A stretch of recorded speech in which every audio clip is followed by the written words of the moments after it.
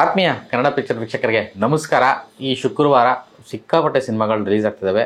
ಈ ಸೂ ಫ್ರಮ್ ಸೂ ಆದಮೇಲೆ ವಾರನೂ ಮಿನಿಮಮ್ಮು 6, 7, 8, 10 ಹೀಗೆ ಸಿನಿಮಾಗಳು, ಸದ್ದಿಲ್ಲದೆ ಇರೋವಂಥ ಸಿನಿಮಾಗಳು, ಸುದ್ದಿಯಲ್ಲಿ ಇಲ್ಲದಿರೋವಂಥ ಸಿನಿಮಾಗಳು ಎಲ್ಲವೂ ರಿಲೀಸ್ ಆಗುವಂಥ ಒಂದು ಧಾವಂತದಲ್ಲಿ ಆಗ್ತಾಯಿದೆ.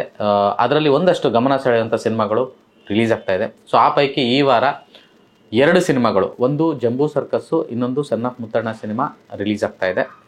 ಅದು ಬಿಟ್ಟು ಸುಮಾರು ಸಿನಿಮಾಗಳಿದೆ. ಸೊ ನನಗೆ ಅಂದರೆ ನಿಮಗೆ ಬೇಗ ಗೊತ್ತಿರೋಂಥ ಸಿನಿಮಾಗಳು ಇವೆರಡು. ಈ 2 ಸಿನಿಮಾಗಳ ಪೈಕಿ ಒಂದು ಸಿನಿಮಾ ನಾನು ಇವತ್ತೇ ನೋಡಿಬಿಟ್ಟೆ. ಸೊ ನನಗೆ ಒಂದು ಸ್ಪೆಷಲ್ ಸ್ಕ್ರೀನಿಂಗು ನೋಡುವಂಥ ಅವಕಾಶ ಸಿಕ್ತು. ಅದು ಜಂಬೂ ಸರ್ಕಸ್ ಸಿನಿಮಾ. ಜಂಬೂ ಸರ್ಕಸ್ ಸಿನಿಮಾ ಸುಮಾರು ವಿಷಯಗಳಿಗೆ ನಾನು ಇದನ್ನು ರಿವ್ಯೂ ಅಂತ ಮಾಡ್ತಾ ಇಲ್ಲ, ಅಥವಾ ನನ್ನ ಒಂದು ಅಭಿಪ್ರಾಯನ ನಾನು ಹೇಳಕ್ಕೆ ಹೊರಟಿದ್ದೀನಿ. ನಾನು ಪ್ರತಿ ಸಿನಿಮಾನು ಹಿಂಗೆ ಹೇಳ್ತೀನಿ, ಅಂದರೆ ನಾನು ರಿವ್ಯೂ ಮಾಡಲ್ಲ. ನನಗೆ ಅನಿಸಿದ್ದನ್ನು, ಆ ಸಿನಿಮಾ ಹೇಗಿದೆ ಅನ್ನೋದನ್ನು ನಿಮ್ಮ ಮುಂದಿಡುವಂಥ ಒಂದು ಪ್ರಯತ್ನವನ್ನು ನಾನು ಮಾಡ್ತೀನಿ. ಸೊ ಮೊದಲಿಗೆ ಜಂಬೂ ಸರ್ಕಸ್ ಸಿನಿಮಾದ ಬಗ್ಗೆ ನನಗೆ ಯಾವುದೇ ನಿರೀಕ್ಷೆ ಇರಲಿಲ್ಲ. ಆ್ಯಂಡ್ ಇದು ಒಂದಷ್ಟು ಹಿಂದೆಯೇ ಈ ಸಿನಿಮಾ ರೆಡಿ ಆಗಿತ್ತು, ಹೋದ ವರ್ಷನೇ ರಿಲೀಸ್ ಆಗಬೇಕಾಗಿತ್ತು. ಕಾರಣಾಂತರಗಳಿಂದ ಸಿನಿಮಾ ಈ ವರ್ಷ ಅದೇ ಡೇಟ್ಗೆ, ಅಂದ್ಕೊಂಡಿದ್ದ ಡೇಟ್ಗೆ ರಿಲೀಸ್ ಆಗ್ತಾ ಇದೆ. ಸೊ ಈ ಸಿನಿಮಾನ ನಾನು ನಿನ್ನೆ ಅಷ್ಟೇ ನೋಡಿದೆ, ಒಂದು ಅವಕಾಶ ಸಿಕ್ತು ನೋಡುವಂಥದ್ದು. ಬಟ್ ಈ ಸಿನಿಮಾ ನಾನು ಯಾವುದೇ ನಿರೀಕ್ಷೆ ಇಲ್ಲದೆ ಹೋಗಿದ್ದೆ ನೋಡೋದಕ್ಕೆ.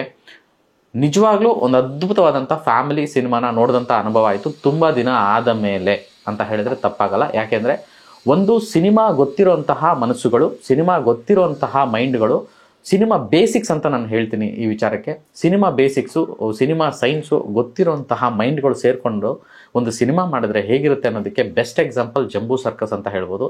ಯಾಕೆಂದರೆ ಎಲ್ಲರೂ ತುಂಬ ಅನುಭವ ಇರುವಂತಹ ತಂತ್ರಜ್ಞರು, ಅನುಭವ ಇರುವಂತಹ ನಿರ್ಮಾಪಕರು. ಆ ಸಿನಿಮಾಗೆ ಏನು ಕೊಡಬೇಕು ಅನ್ನೋ ಆ ನಿರ್ಮಾಪಕನಿಗೆ ತುಂಬ ಚೆನ್ನಾಗಿ ಗೊತ್ತಿದೆ. ಆ್ಯಂಡ್ ಆ ನಿರ್ದೇಶಕ ಎಮ್ ಡಿ ಶ್ರೀಧರ್ ಅವರ ನಿರ್ದೇಶನದ ಸಿನಿಮಾ. ಎಮ್ ಡಿ ಶ್ರೀಧರ್ ಅಂದ್ರೇ ಗೊತ್ತು ನಿಮಗೆ, ಫ್ರೆಂಡ್ಸಿಂದ ಹಿಡಿದು ಜಾಲಿ ಡೇಸು, ಕೃಷ್ಣ, ಬುಲ್ಬುಲ್ಲು, ಮೊನ್ನೆ ಒಡೆಯ, ಬ್ಯಾಕ್ ಟು ಬ್ಯಾಕ್ ಅಂದರೆ ತುಂಬ ದೊಡ್ಡ ಪೊರ್ಕಿ, ತುಂಬ ದೊಡ್ಡ ಕಮರ್ಷಿಯಲ್ ಸಿನಿಮಾಗಳನ್ನು ಕೊಟ್ಟಿರುವಂತಹ ಡೈರೆಕ್ಟರು. ಫ್ಯಾಮಿಲಿ ಪಲ್ಸು ತುಂಬ ಚೆನ್ನಾಗಿ ಗೊತ್ತಿರುವಂತಹ ಡೈರೆಕ್ಟರು. ಎಸ್ಪೆಷಲಿ ಮ್ಯೂಸಿಕ್ ಸೆನ್ಸ್, ಅವರು ಯಾವುದೇ ಸಿನಿಮಾ ಮಾಡಿದ್ರು, ಯಾವುದೇ ಮ್ಯೂಸಿಕ್ ಡೈರೆಕ್ಟರ್ ಜೊತೆಗೂ ಸಿನಿಮಾ ಮಾಡಿದ್ರು, ಅವ್ರದ್ದೇ ಆದಂಥ ಒಂದು ರೀತಿಯಲ್ಲಿ ಹಾಡುಗಳನ್ನು ಕೊಟ್ಟಿದ್ದಾರೆ. ಅದು ಜನರ ಮನಸ್ಸನ್ನು ನಾಟುವಂತೆ ಮಾಡಿದ್ದಾರೆ. ಸಿನಿಮಾ ಸಕ್ಸಸ್ಗೆ ಅದು ತುಂಬ ದೊಡ್ಡ ರೀತಿಯಲ್ಲಿ ಪರಿಣಾಮ ಬೀರೋ ಥರದ ಕೆಲಸನ ಅವ್ರು ಮಾಡಿದ್ದಾರೆ. ಸೊ ಈ ಸಿನಿಮಾದಲ್ಲಿ ಮತ್ತೊಮ್ಮೆ ಅದಾಗಿದೆ. ಇದರ ಜೊತೆಗೆ ಕೆ ಕೃಷ್ಣಕುಮಾರ್ ಅವರು 100 ಸಿನಿಮಾ ಮಾಡಿರುವಂತಹ ಲೆಜೆಂಡರಿ ಕ್ಯಾಮ್ರಾಮನ್ ಕನ್ನಡ ಇಂಡಸ್ಟ್ರಿಗೆ. ಸೊ ಅವ್ರ ವರ್ಕು ಪ್ರತಿ ಸಿನಿಮಾದಲ್ಲೂ ಅವ್ರ ವರ್ಕು ಹೈಲೈಟ್ ಆಗ್ತಾನೆ ಹೋಗುತ್ತೆ. ಪ್ರತಿ ಸಿನಿಮಾ ಅವ್ರು ಮಾಡಿರೋ ಯಾವುದೇ ಸಿನಿಮಾ ಆಗಲಿ, ಯಾವುದೇ ಸ್ಟಾರ್ ಕಾಸ್ಟ್ ಆಗಲಿ, ಯಾವುದೇ ಡೈರೆಕ್ಟರ್ ಆಗಲಿ, ಅವರು ಸಿನಿಮಾ ಮಾಡಿದ್ದಾರೆ ಅಂತಂದರೆ, ಅವರು ಕ್ಯಾಮ್ರಾ ವರ್ಕ್ ಮಾಡಿದ್ದಾರೆ ಅಂತಂದರೆ ಅಲ್ಲಿ ಅವರು ತುಂಬ ದೊಡ್ಡದಾಗಿ ಸ್ಕೋರ್ ಮಾಡ್ತಾರೆ. ಅವರೇ ಸೆಳೆಯುವಂತಹ, ಪ್ರೇಕ್ಷಕರ ಕಣ್ಣು ಮನ ಸೆಳೆಯುವಂತಹ ಕೆಲಸವನ್ನು ಅವರು ಯಾವಾಗಲೂ ಮಾಡಿರ್ತಾರೆ. ಸೊ ಈ ಸಿನಿಮಾದಲ್ಲಿ ಅದು ತುಂಬ ದೊಡ್ಡದಾಗಿ ಮಾಡಿದ್ದಾರೆ. ನಿಜವಾಗ್ಲೂ ಹೇಳ್ತೀನಿ, ಇದು ಯಾವುದೇ ಎಕ್ಸಾಜರೇಷನ್ ಅಲ್ಲ, ಅಥವಾ ಯಾವುದೋ ಒಂದು ಇದಲ್ಲ. ಈ ಸಿನಿಮಾದ ಒಳಗಡೆ ಬಂದ ಮೇಲೆ, ಈ ಸಿನಿಮಾ ನೋಡಿದ ಮೇಲೆ ಖಂಡಿತವಾಗ್ಲೂ ಜನ ಮಾತಾಡ್ತಾರೆ, ಪ್ರೇಕ್ಷಕರು ಮಾತಾಡ್ತಾರೆ.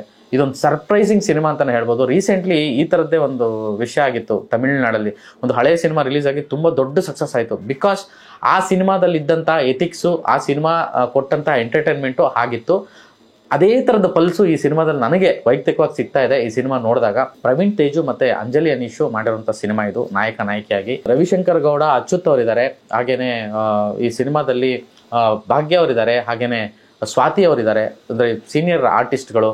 ಒಂದು ಒಳ್ಳೆಯ ಕತೆ. ಈ ಕಾನ್ಸೆಪ್ಟ್ ಆ್ಯಕ್ಚುಲಿ ಸಿನಿಮಾದ ಮೇಜರ್ ಸಬ್ಜೆಕ್ಟ್ ಅಂದರೆ ಮೇಜರ್ ಹಾರ್ಟ್ ಅಂತ ಹೇಳ್ಬೋದು, ಮೇಜರ್ ಜಿಸ್ಟ್ ಅಂತ ಹೇಳ್ಬೋದು. ಈ ಸಿನಿಮಾ ಸಬ್ಜೆಕ್ಟ್ ತುಂಬ ಚೆನ್ನಾಗಿದೆ. ಈ ಸಿನಿಮಾದ ಒಂದು ಬಿಗಿನಿಂಗು 5 ನಿಮಿಷದಲ್ಲೇ ಅವರೊಂದು ಕ್ಯೂರಿಯಸ್ ಪಾಯಿಂಟು, ಒಂದು ಕ್ವಶನ್ ಮಾರ್ಕನ್ನು ಹಾಕ್ತಾರೆ. ಇಡೀ ಥ್ರೂ ಔಟ್ ಸಿನಿಮಾ ಕೊನೆಯ ಸೀನ್ವರೆಗೂ ಅದನ್ನು, ಆ ಗುಟ್ಟನ್ನು ಆಡಿಯನ್ಸ್ ಪಾಯಿಂಟ್ ಆಫ್ ವ್ಯೂ ಅಲ್ಲಿ ಆ ಗುಟ್ಟು ಗೊತ್ತಿರುತ್ತೆ. ಬಟ್ ಅವ್ರುಗಳಿಗೆ ಅದು ಗೊತ್ತಿಲ್ಲ. ಆ ತಳಮಳ, ಆ ತವಕ ಮತ್ತು ಆ ಸಿನಿಮಾನ ಕಂಪ್ಲೀಟಾಗಿ ನೋಡಿಸ್ಕೊಂಡು ಹೋಗುವಂತಹ ಶಕ್ತಿ ಆ ಒಂದು ಕಾನ್ಸೆಪ್ಟಿಗೆ ಅದೊಂದಿದೆ. ಅದನ್ನು ನನ್ನ ಆ ಸ್ಪಾಯ್ಲರ್ಸ್ನ ನಾನು ಹೇಳಲ್ಲ, ಮತ್ತು ಅದನ್ನು ಹೇಳಿದ್ರೆ ತಪ್ಪಾಗುತ್ತೆ ಕೂಡ. ಸಿನಿಮಾ ನೋಡಿದಾಗ ನಿಮ್ಗೆ ಆ ಅನುಭವ ಆಗುತ್ತೆ.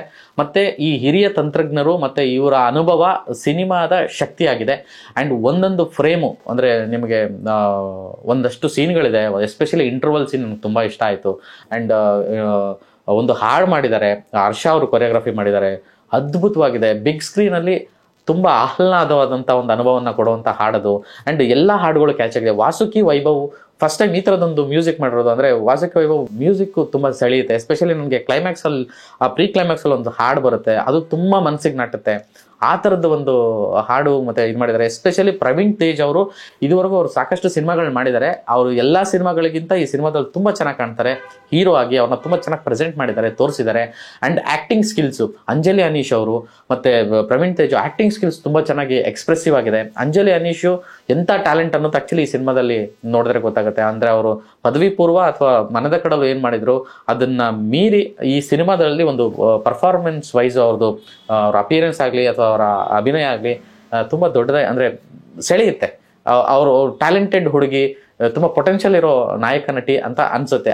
ಅಷ್ಟರ ಮಟ್ಟಿಗೆ ಅವ್ರು ಪರ್ಫಾರ್ಮ್ ಮಾಡಿದ್ದಾರೆ. ಎಸ್ಪೆಷಲಿ ಈ ಪ್ರವೀಣ್ ಮತ್ತು ಅಂಜಲಿ ಅವರ ಕಾಂಬಿನೇಷನ್ನಲ್ಲಿ ಬರುವಂಥ ಒಂದಷ್ಟು ಲವ್ ಸೀನ್ಗಳು, ಶಾಕುಂತಲೆ ದುಷ್ಯಂತನ ಸೀನ್ ಆಗಿರ್ಬೋದು, ಅಥವಾ ಅವರು ಇಂಟರ್ವಲ್ ಪಾಯಿಂಟಲ್ಲಿ ಒಂದು ಸೀನ್ ಬರುತ್ತೆ, ಆ್ಯಂಡ್ ಅವ್ರದ್ದೊಂದು ಇಮೋಷ್ನಲ್ ಜರ್ನಿ ಒಂದು ಬರುತ್ತೆ, ಆ್ಯಂಡ್ ಕ್ಲೈಮ್ಯಾಕ್ಸ್ ಪೋರ್ಷನ್ ಒಂದು ಬರುತ್ತೆ. ಅಂದರೆ ಒಂದು ಇವರು ತುಂಬ ದೊಡ್ಡ ಪೊಟೆನ್ಷಿಯಲ್ ಇರೋ ಕಲಾವಿದರು, ಇವರನ್ನ ಯಾಕೆ ಸರಿಯಾಗಿ ಬಳಸ್ಕೊಂಡಿಲ್ಲ ಅಥವಾ ನೆಕ್ಸ್ಟ್ ಅದು ಬಳಸ್ಕೋಬಹುದೇನೋ ಅದೆಲ್ಲವೂ ಈ ಸಿನಿಮಾ ನೋಡಿದ ಮೇಲೆ ಗೊತ್ತಾಗುತ್ತೆ.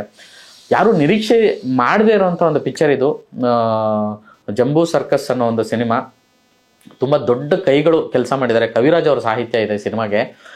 ಹಾಡುಗಳು ಎಲ್ಲವೂ ಕೂಡ ನಿಮ್ಮನ್ನು ಸೆಳೆಯುವಂತಹ ವಿಷಯ ಇದೆ. ಮತ್ತು ಇಡೀ ಫ್ಯಾಮಿಲಿ ಕೂತು ನೋಡುವಂಥ ಸಿನಿಮಾ. ನಗಿಸ್ತಾರೆ, ಕೆಲವು ಕಡೆ ಅಳಿಸ್ತಾರೆ, ಕೆಲವು ಕಡೆ ಚಪ್ಪಾಳೆ ಹೊಡೆಯೋ ರೀತಿಯಾಗಿ ನಮಗೆ ಕಾಣಸಿಗ್ತಾರೆ.